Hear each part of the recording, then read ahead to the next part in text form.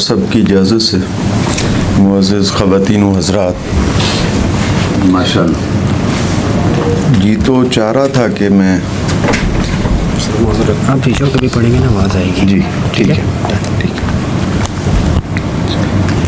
कि ज़्यादा सुनाता, यानी उतना जितना मैं सुनाता हूँ, लेकिन ये है कि अब पंजाबी भी मैं सुनाना चाहूँगा और मेरा एक नज़्म मैं उर्दू की सुनाऊँगा, एक छोटी सी पंजाबी की नज़्म सुनाऊँगा। जब मुझे इरफान सादिक का हुक्म हुआ तो मैंने अब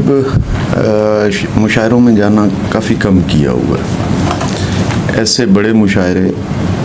जो शायर और कलाम को पीछे रख देते हैं और अपना एक इवेंट जो है वो उसको बना लेते हैं, तो मैं अपने तौर पर ये एक एहतजाज कर रहा हूँ कि हमें नशिस्तों को बहाल करना होगा, वरना हमारी शायरी जो है वो अब हम देख रहे हैं बतदरीज कि पहले भारत के लोग जो है वो हमारी शायरी के लिए हसरत रखते थे अपने अंदर।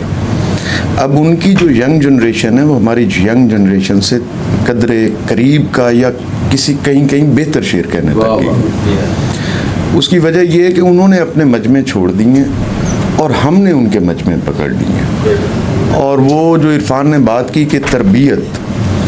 तरबियत में आपको कोई ये नहीं सिखाता कि आपने शेर कैसे पढ़ना है, आपने क्या करना है, वज़न, वो एक इब्तदाई सा मसला है। तरबियत की हम बात करें कि क्या आपने शेर पढ़ना भी है या नहीं पढ़ना, ये सीखना होता है। आज जैसे नौजवान बेवज़न सुना गए, लेकिन मुझे एक वो होप नज़र आई, उनका जो तयक्कुन है, जो उनके अंदर एक खुद एतमादी है। जिस दिन इन्होंने थोड़ा सा भी अपने साथ, जैसे होता है सान लगती है, थोड़ा सा भी अगर इन्होंने अपनी धार तेज़ कर ली और अच्छी सान लग गई तो बड़े नाम आने वाले हैं आने वाले दिनों में। अदब बहुत ज़्यादा कमर्शलाइज्ड हो चुका है, कॉर्पोरेट सेक्टर में जा चुका है, मतलब दाद की जगह तालियां ले चुकी हैं। अब ताली का देखें किस तरह एक नेगेटिव इम्पैक्ट बन गया, हालांकि ताली एक नेगेटिव बात थी, बड़ा पॉजिटिव उसका, ताड़ी मार उड़ाना बहू असा आप पे उड़न हारे। ताली का मतलब ये था कि अब इससे निकालो यहाँ से, वो अप्रिसिएशन नहीं हुआ करती थी किसी दौर में। अब मुशायरों में भी आ गई, हमने तो वो असातिज़ा को भी देखा है कि अगर कोई ताली क्लैपिंग करता था वो पढ़ना छोड़ देते थे। अब मैंने कम अज़ कम इस एहतजाज को बैनुल अक़वामी तौर पर भी रखा है कि अगर कोई सीटी मार दे तो मैं रिसाइटिंग छोड़ देता हूँ उधर ही, बल्कि उसको अच्छी तरह समझा के आता हूँ। तो खैर एक नज़म देखिएगा, पंजाबी दी नज़म पेश करांगा। चुंझां दे विच पत्थर पा के आ गए, चुंझां दे विच पत्थर पा के आ गए हाँ, एक दो साडे पखुआं दसिया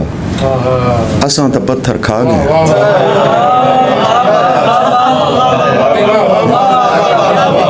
चुंझां दे विच पत्थर पा के आ गए, एक दो साडे पखुआं दसिया असां तां पत्थर खा गए। हाथी किन्ने निक्के सन, लमियां लमियां सूंडां वाले एक दूजे तू फिक्के सन। हाथी किन्ने निक्के सन, लमियां लमियां सूंडां वाले एक दूजे तू फिक्के सन। फिर अपने मालिक आप हाँ, जद किसे न लाया मुल। फिर अपने मालिक आप हाँ, जद किसे न लाया मुल। असां अपनी कीमत आप हाँ, असां अपने भार दा तुल। फिर अपने मालिक आप हाँ, जद किसे न लाया मुल। असां अपनी कीमत आप हाँ, असां अपने भार दा तुल। असां सैयद हाँ, मखदूम हाँ, असां अपने खादिम आप। असा सैयद हाँ मखदूम हाँ असा अपने खादिम आप साडी लू लू चश्मा प्रेम दा साडा दम दम हू जाप असा भुखियां अखियां वालड़े साडा राज़िक सोना मुख असां भुखियां अखियां वालड़े साडा राज़िक सोना मुख असां आदि दर्शन यार दे साडी मुकनी नहींओ भुख सानू सोने दा हुण रंग दे असां पारा बैठे मार ओ सानू अखियां देवण वालिया हुण बख्श भी दे दीदार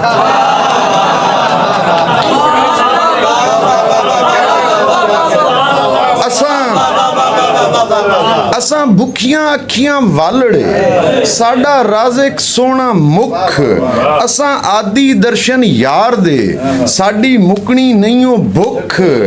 सानू सोने दा हुण रंग दे असां पारा बैठे मार सानू अखियां देवण वालिया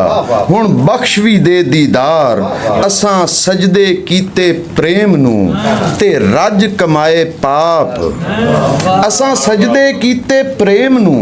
ते रज कमाए पाप सानू हथ ना लाई मूर्खा हुण चढ़िया इश्क दा ताप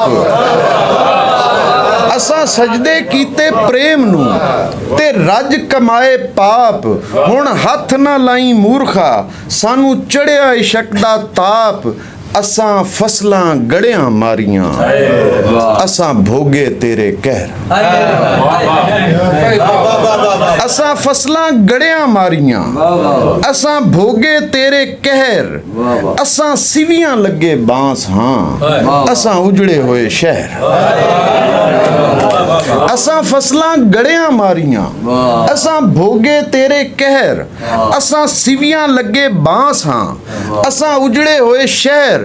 कदी आ साडे कोल भी ते वेख साडी लहर कदी शारग साडी छोड़ के साडे दिल दे अंदर ठहर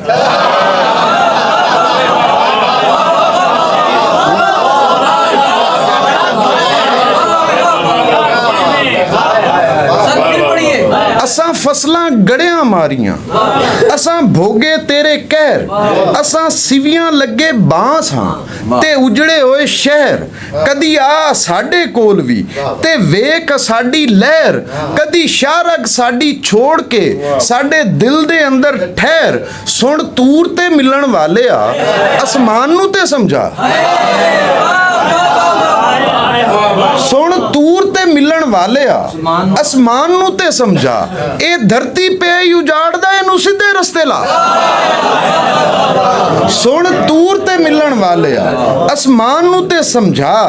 ए धरती पे उजाड़दा इनू सीधे रस्ते ला ए वैरी होया प्रेम दा ते पर्दे देंदा खोल ए गुंगियां वांगू जापदा ते बोले उच्चे बोल ए मुखबिर है इबलीस दा ते गल्लां देंदा दस जे तेरे वस विच नहीं रहा ते पा साडे वस